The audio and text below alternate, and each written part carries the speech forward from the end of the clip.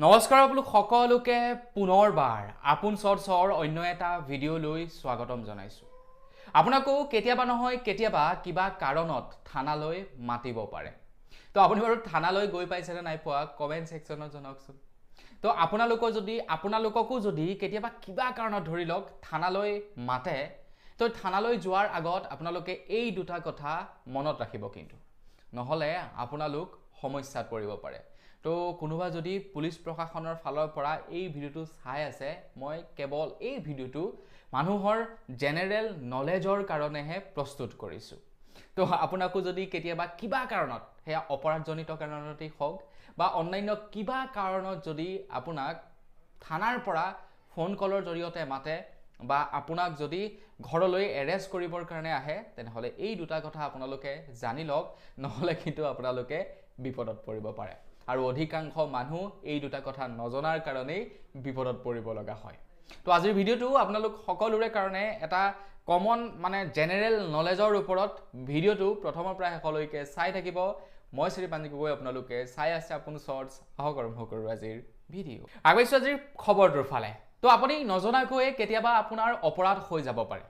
আপোনালোকে এনেই নৰ্মেলি থানালৈ গৈছে, সেইটো বেলেগ কথা। কাৰোবাৰ লগত গৈছে বা কিবা প্ৰয়োজনীয় কাম আছে আপোনাৰ ফালৰ পৰা গৈছে, সেইটো বেলেগ কথা।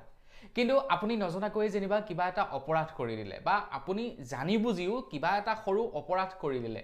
তো সেই অপৰাধৰ বাবে আপোনাক থানালৈ মাতিছে যে আপুনি থানালৈ এবাৰ আহি যাওক,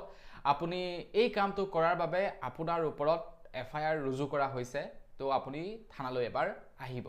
তো যিকোনো ধৰণৰ অপৰাধ, সেয়া ডাঙৰেই হওক বা সেয়া সৰুৱেই হওক, যিকোনো অপৰাধৰ বাবদ যেনিবা আপোনাক থানালৈ মাতিলে, এতিয়া থানালৈ মতা মানেই এইটো নহয় যে আপোনাক জেলত ভৰাই থব। প্ৰথমে আপোনাক সোধপোছ কৰিবৰ কাৰণে থানালৈ মতা হয়। যদি আপোনালোকে সোধপোছ কৰিবলৈ মাতোতে নাযায়, তাৰ পাছত আপোনালোকক উঠাই লৈ যোৱা হয় আৰু সেইটো এটা বেলেগ প্ৰক্ৰিয়া হৈ যায়। কিন্তু আপোনালোকক যেনিবা মাতিলে কিবা কাৰণত, XYZ কিবা কাৰণ এটাত আপোনাক থানালৈ মাতিলে, আপুনি সৰু মৰু কিবা এটা অপৰাধ কৰিলে, ধৰি লওক কাৰোবাক ৰাস্তাত দম দিছিলে বা কিবা XYZ কিবা আপোনালোকে সৰু মৰু অপৰাধ এটা কৰিলে, যাৰ ফলত আপোনাক থানালৈ মাতিছে, আপোনালোকৰ ফোন কৰি বা কাগজৰ জৰিয়তে আপোনাক থানালৈ মাতিছে যে আপুনি থানালৈ আহক, আপোনাৰ এইটো হৈছে, এই সম্পৰ্কত আপোনাৰ লগত কথা পাতিব লগা আছে, আপোনাৰ বিৰুদ্ধে কোনোবাই এখন FIR ৰুজু কৰিছে, যেনিবা কমপ্লেইণ্ট এটা আপোনাৰ বিৰুদ্ধে দিছে, তো আপোনাক থানালৈ মাতিলে। তো থানালৈ মতাৰ লগে লগে আমাৰ মনত ভয় উদয় হৈ যায় যে থানা বস্তুটো এটা বেলেগ পাৰ্ট হৈ যায় ন। তো থানালৈ যেতিয়া মাতে আমাৰ ভয় লাগে আৰু আমি গুচি যাওঁ,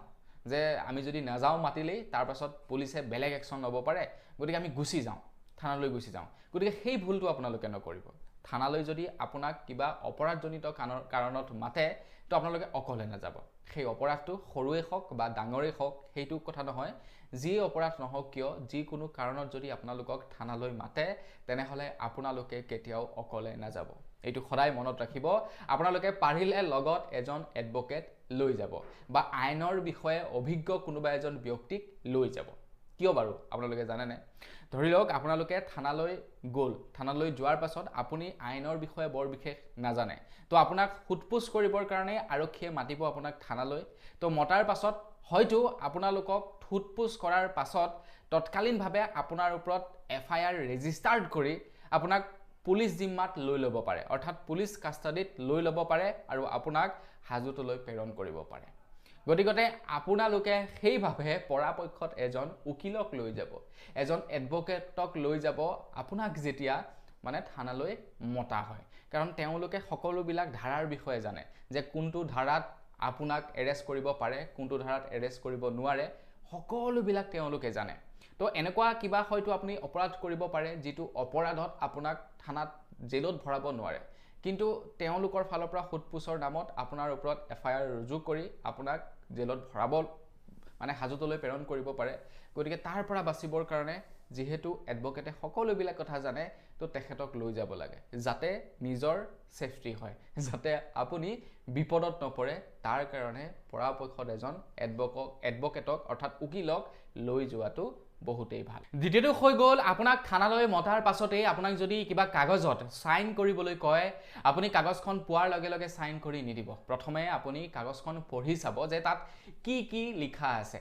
তাৰ পাছতহে আপোনালোকে সাইন কৰিব কাৰণ কেতিয়াবা সকলোবিলাক নহয় কেতিয়াবা এনেকুৱাও হয়তো পুলিচ থাকিব পাৰে যিবিলাকে নেকি আপোনাক সহি কৰিবলৈ দিব আৰু আপুনি সহি কৰি দিব